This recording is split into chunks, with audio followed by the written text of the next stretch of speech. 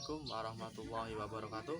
Perkenalkan, nama saya Faizul Nariskon dari Teknik Mesin kelas TM 3 semester 3. Di sini saya akan membaca literasi buku mesin hibrid. Bab 1, pendahuluan. Isu-isu perubahan iklim atau pemanasan global telah dibahas oleh banyak pemerintah sejak awal abad ke-21. Jumlah besar laporan yang relevan telah mengungkapkan dampak negatif dari perubahan iklim yang secara dominan yang didorong oleh aktivitas manusia dengan meningkatnya peradaban dan industrialisasi global. Jumlah besar pembakaran bahan bakar fosil dan industri telah menyebabkan masalah akut pencemaran udara. Di bidang transportasi, kemajuan ini terlihat dengan semakin banyaknya jumlah kendaraan yang ada dan terus bertambah dari tahun ke tahun.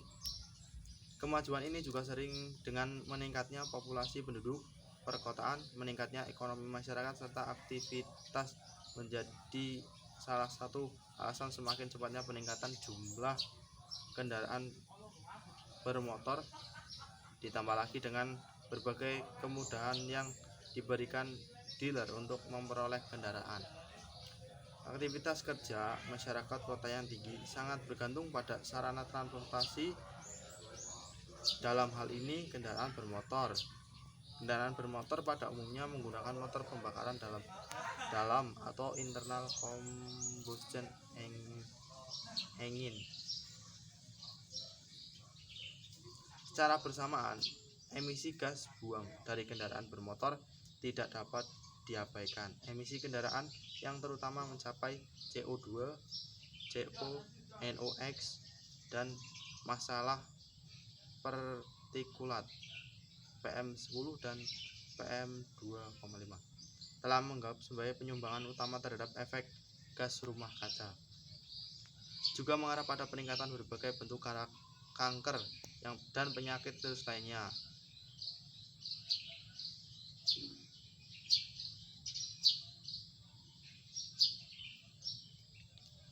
Peningkatan jumlah kendaraan menyebabkan tingkat polusi semakin tinggi. Polusi yang tinggi dapat menyebabkan berbagai macam penyakit yang membahayakan bagi kesehatan manusia. Salah satunya upaya yang dapat dilakukan untuk meminimalkan tingkat populasi udara adalah penggunaan kendaraan listrik maupun kendaraan hibrid.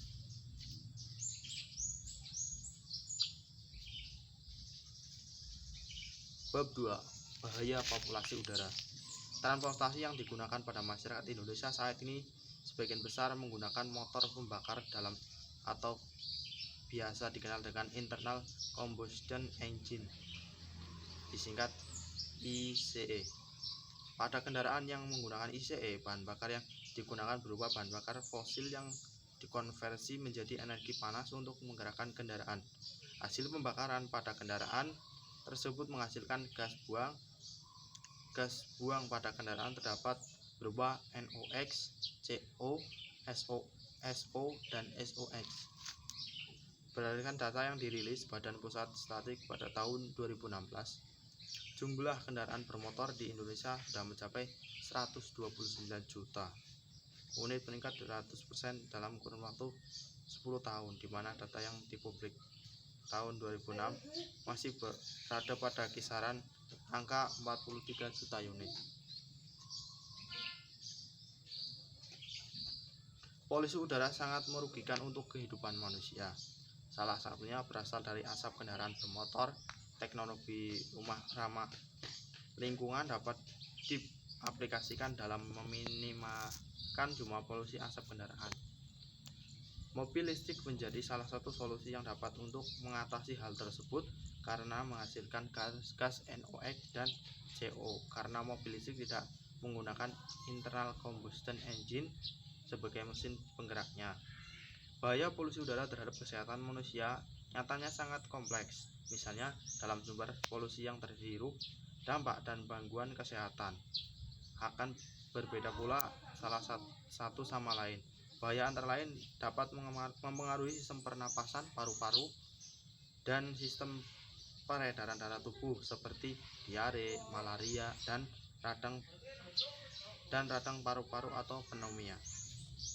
Untuk mengurangi polusi udara, salah satu upaya yang dapat dilakukan adalah mengganti mesin pembakar dalam internal combustion engine dengan penggerak yang ramah lingkungan.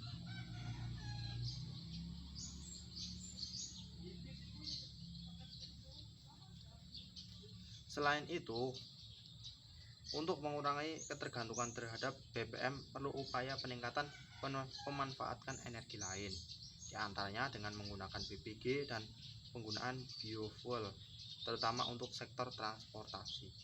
Untuk itu, dengan menggunakan mesin hibrid dapat mengurangi konsumsi BBM dan mengurangi polusi udara. Berdasarkan studi literatur digambarkan bahwa secara global sektor transportasi sebagai tulang punggung aktivitas manusia mempunyai kontribusi yang cukup besar sebagai pencemaran udara. 44% TSP (Total Suspended Particle), 89% hidrokarbon, 100% BB, dan 73% NOx. Ada 3 cara masuknya bahan pencemar udara ke dalam tubuh manusia, yang melalui inhalasi, ingestasi, dan penetrasi kulit. Inhalasi adalah masuknya bahan pencemar udara ke tubuh manusia melalui sistem pernapasan. Bahan pencemar ini dapat mengakibatkan gangguan pada paru-paru dan saluran pernapasan. Bahan pencemar ini kemudian masuk dalam peredaran darah dan menimbulkan akibat pada alat tubuh lain.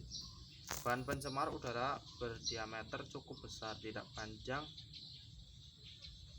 masuk ke saluran pencernaan, ingestasi ketika makan atau minum, seperti juga halnya paru-paru. Maka bahan pencemar yang masuk ke dalam pencemaran dapat menimbulkan efek lokal dan dapat pula menyebar ke seluruh tubuh melalui peredaran darah.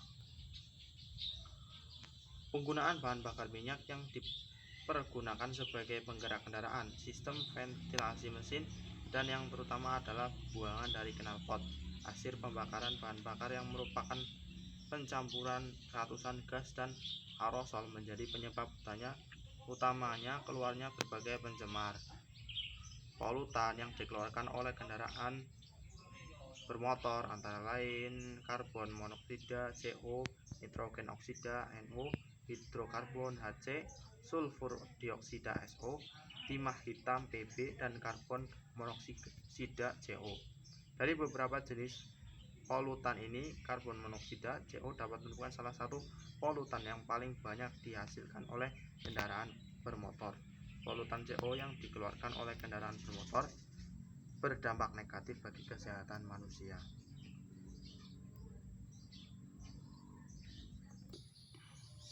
Selain itu, untuk mengurangi ketergantungan terhadap BBM perlu upaya peningkatan pemanfaatan energi lain, di antaranya dengan menggunakan BBG dan penggunaan fuel.